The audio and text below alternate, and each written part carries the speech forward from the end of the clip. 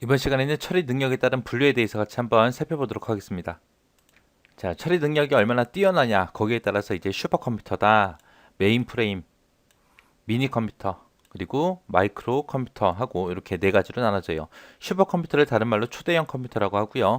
얘는 이제 높은 정밀도를 가지고 있어요. 가지고 있어서 정확한 계산을 수행할 수 있는 컴퓨터를 보고 슈퍼컴퓨터라고 합니다. 그래서 주로 슈퍼컴퓨터는 인공위성 제어를 한다거나 일기예보, 기상청 같은 데서 아니면은 시뮬레이션 처리 같은 거나 초정밀 과학기술 연구 같은 분야에서 아니면은 지형 분석, 우주항공 산업 이런 특수 분야에서 사용되는 컴퓨터가 우리 슈퍼컴퓨터, 초대형 컴퓨터입니다. 얼마나 많은 양의 데이터를 연산할 수 있냐 그 능력을 따지는 30페타플롭스를 넘는 그런 컴퓨터도 개발됐습니다.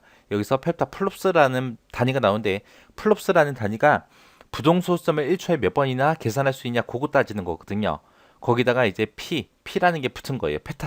페타라는 단위가 붙은 겁니다. 플롭스다 그러면 플롭스는 부동소수점 연산에 사용되는 건데 여기서 부동소수점이라는 거는 우리 소수점에 가지고 있는 수치들 있죠.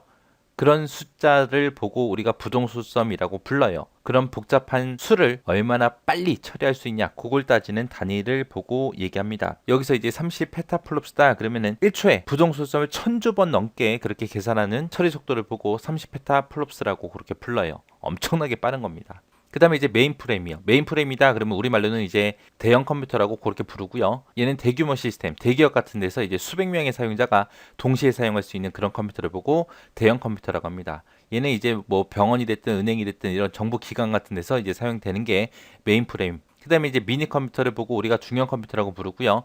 얘는 이제 중규모 시스템에서 이제 사용되는 컴퓨터를 보고 얘기해요. 그래서 학교나 연구소 이런 곳에서 사용되는 컴퓨터가 우리 미니, 중형 컴퓨터. 그다음에 마이크로 컴퓨터다 그러면 이제 우리말로는 이제 소형 컴퓨터라고 부르고요. 요즘에 우리가 사용하고 있는 컴퓨터다라고 생각하시면 돼요. 얘는 마이크로 프로세서라는 거를 CPU로 사용하는 컴퓨터를 보고 마이크로 컴퓨터라고 부르는데 그냥 우리가 쓰는 클라이언트 컴퓨터 이걸 보고 이제 우리가 마이크로 컴퓨터, 소형 컴퓨터라고 그렇게 부릅니다.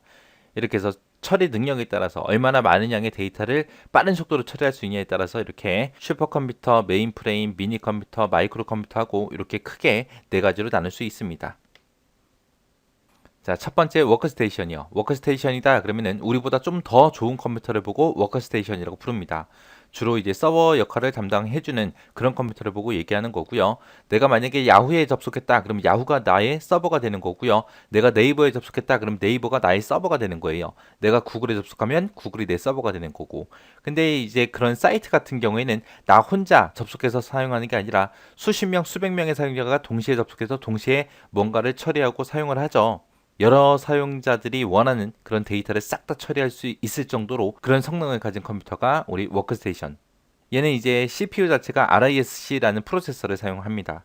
그리고 주로 고성능 그래픽이나 아니면은 뭐 시뮬레이션 이런 거 처리할 때 주로 많이 사용하는 게 워크스테이션이라는 컴퓨터예요. 그 다음에 데스크탑 컴퓨터다. 그러면 이제 우리가 일반적으로 사용하고 있는 컴퓨터가 데스크탑이요.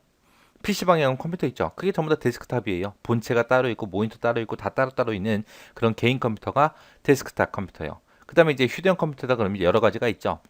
랩톱이다 그러면 랩톱은 무릎 위에 놓고 쓸 수 있을 정도의 크기를 가진 컴퓨터를 보고 랩톱이라고 하고요. 노트북이다 그러면 노트북은 여러분들이 뭐 다 보셔서 아실 거예요. 그냥 일반적으로 그냥 이론상으로 보면 노트 크기만 하다 그래서 노트북이라고 부르는 거고요. 팜톱이다 그러면 팜톱이라는 거는 손바닥 위에 놓고 쓸 정도의 크기다. 그래서 우리가 일반적으로 스마트폰을 굳이 컴퓨터로 분류하자면은 스마트폰이 팜톱 컴퓨터에 해당하는 거예요. 그 다음에 태블릿 PC다 그러면 태블릿 PC는 탭 얘기하는 거예요. 갤럭시 탭이나 아이패드 그런 탭을 보고 우리가 태블릿 PC라고 그렇게 부릅니다. 태블릿 PC는 이제 키보드 대신 터치스크린이나 아니면 스타일러스 펜 이런 거를 입력 장치로 사용할 수 있는 그런 PC를 보고 우리는 태블릿 PC라고 그렇게 부릅니다. 그다음에 PDA다 그럼 PDA는 우리 택배 아저씨들이나 아니면 우체국 아저씨들 있죠. 그분들이 들고 다니는 거예요. 그분들이 뭐 등기 같은 거 왔을 때 사인하라고 하잖아요. 그죠? 그 기계를 보고 우리가 PDA라 그래요. 그래서 얘는 팜톱의 일종이에요. 손바닥에 놓고 쓸 수 있죠. 그래서 팜톱 컴퓨터의 일종인데 전자수첩 기능도 있고 이동통신, 전화통화도 가능하고요. 비서 기능도 있고 개인정보 관리하는 그런 기능 가진 그런 컴퓨터를 보고 우리가 PDA라고 합니다. 여기서는 이제 무릎 위에 놓고 쓰냐, 노트 크기만 하냐, 손바닥 위에 놓고 쓸 수 있냐, 요 크기에 대해서 이제 여러분들이 좀 구분하시면 될 것 같아요. 자, 이렇게 해서 마이크로 컴퓨터 종류에 대해서 같이 한번 살펴봤습니다.